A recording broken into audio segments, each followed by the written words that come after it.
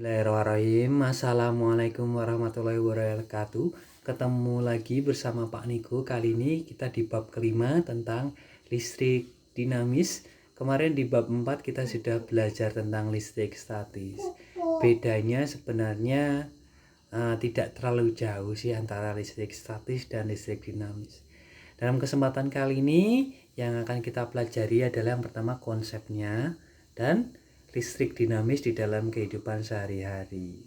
Ini gambarnya PLN-nya. Oke, konsep listrik dinamis ini ada arus listrik, hantaran listrik, rangkaian listrik, karakteristik rangkaian listrik, ada sumber arus listrik, sumber-sumber energi listrik, dan transmisi energi listrik. Jadi ada serangkaian proses gitu di kelistrikan. Terus yang pertama itu arus listrik. Aliran muatan arus listrik berasal dari muatan listrik positif berasal dari tempat yang potensialnya tinggi atau mengandung muatan listrik positif lebih banyak menuju tempat yang potensialnya lebih rendah atau muatan listrik positifnya lebih sedikit. Jadi aliran muatan listrik positif ini mirip dengan aliran air mengalir dari tempat yang tinggi ke tempat yang lebih rendah. Muatan listrik akan berpindah apabila terjadi beda potensial atau namanya tegangan. Apabila beda potensial dipertahankan, arus listrik akan mengalir. Nah, ini gambarnya seperti ini. Flow, ada aliran, tegangan, ada persamaannya juga di situ ya. Oke, kita akan lanjut. Yang kedua yaitu hantaran listrik. Nah, penghantar listrik. Benda-benda yang dapat mengantarkan listrik disebut konduktor listrik.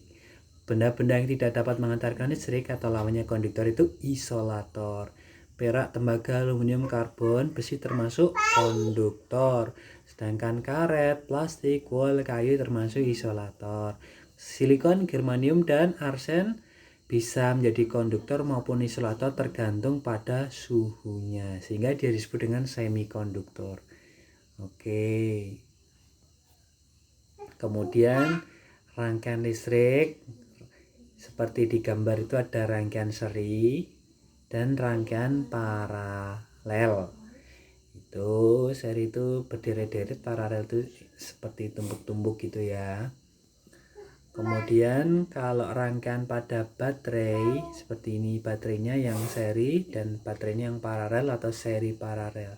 Tergantung ya tadi pada lampunya, kalau ini pada baterainya. Kemudian hukum yang mempelajari tentang hambatan itu disebut dengan hukum Ohm.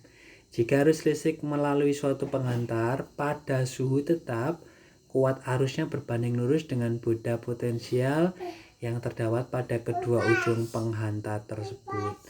Persamaannya V sama dengan I kali R, VIR ya, seperti itu. V-nya itu beda potensial, I-nya arus listrik, R-nya hambatan listrik, Ohm. Sedangkan karakteristik rangkaian listrik kita akan belajar tentang hukum Kirchhoff atau Kirchhoff gitu. Hukum 1 Kirchhoff menjelaskan bahwa jumlah arus kuat arus listrik yang masuk sama dengan jumlah keluar arus listrik atau yang keluar pada percabangan. Jadi sama jumlahnya.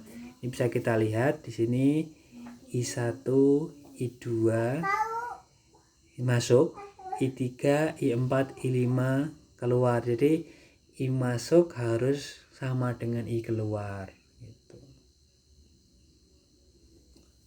Kemudian untuk rangkaian listrik dan hukum Ohm pada rangkaian tertutup, ingat tertutup ya. Di situ ada tegangan jepit, penurunan tegangan sama kuat arus listrik yang melalui rangkaian. Kemudian ada yang seperti ini juga rangkaiannya.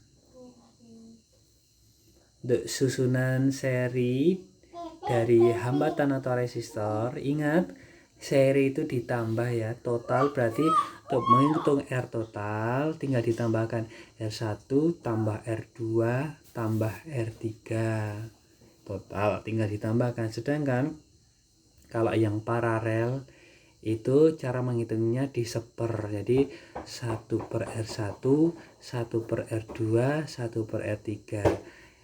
Jadi totalnya adalah 1/R total sama dengan 1/R1 tambah 1/R2 tambah 1/R3. Nanti endingnya dibalik ya. Oke, terus sumber arus listrik ini ada baterai isi ulang, lithium ion ya. Ada juga akumulator atau aki.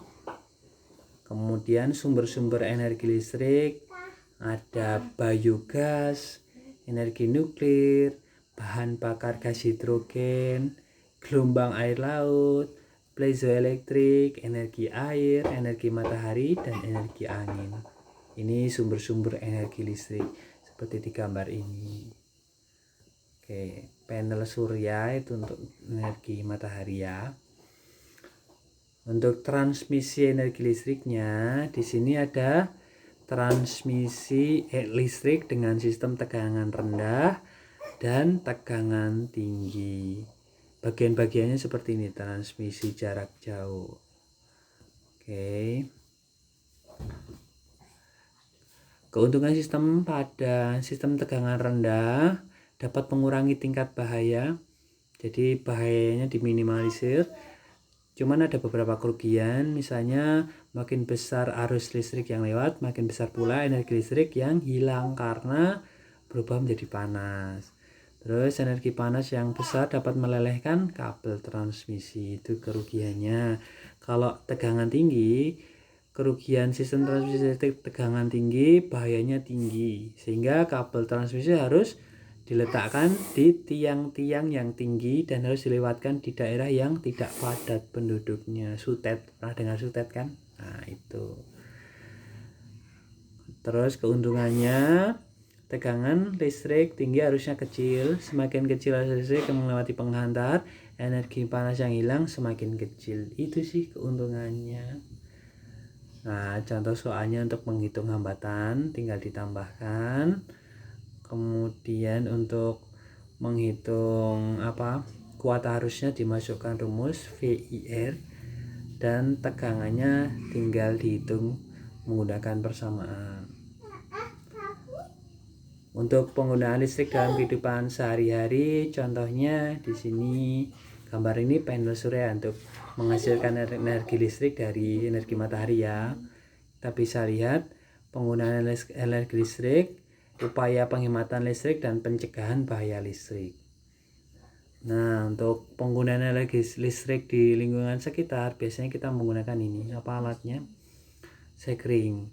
Di sini untuk menghitung berapa penggunaan listrik kita di dalam rumah tangga secara bulanan, bisa pra atau pasca, dengan cara menghitung energi listrik, daya listrik. Nanti akan total ditemukan berapa hitungan KWH-nya kita dan berapa biaya ending terakhir dengan cara dikalikan, ada rumusnya ya. Di persamaannya kita perdalam lagi. Untuk penghematan energi listrik yang harus kita lakukan, mematikan peralatan elektronik yang tidak digunakan, menggunakan lampu hemat energi, membuka jendela saat siang hari agar sinar matahari masuk sehingga hemat listrik, nggak pakai lampu. Gunakan atau membuat ventilasi udara untuk mengurangi AC dan kipas angin. Menggerakkan pengering mesin cuci saat cuaca cerah, jadi sering-sering mencuci dengan tangan. Menggunakan lampu saat tidur dengan cara dimatikan. Oke ya, diredupkan seperti itu. Dan bagaimana cara mencegah bahaya listrik? Bagaimana caranya biar aman? Memasang sekring agar segera memutus aliran listrik ketika terjadi arus pendek atau jeglek. Menggunakan kabel yang sesuai dengan arus listrik yang mengalir, jangan tumpuk-tumpuk. Mengganti kabel yang telah mengelupas dengan bahan yang isolatornya bagus. Menggunakan satu stop kontak untuk satu peralatan listrik. Jangan ditumpuk-tumpuk pakai T ya. Kemudian mencabut kabel jika listrik tidak digunakan, menggunakan alas kaki dari karet atau plastik saat memperbaiki jaringan listrik, serta menjaga tangan tetap kering saat memegang kabel listrik. Nah, model contoh soalnya seperti ini untuk menghitung rekening listrik ya dalam waktu sebulan.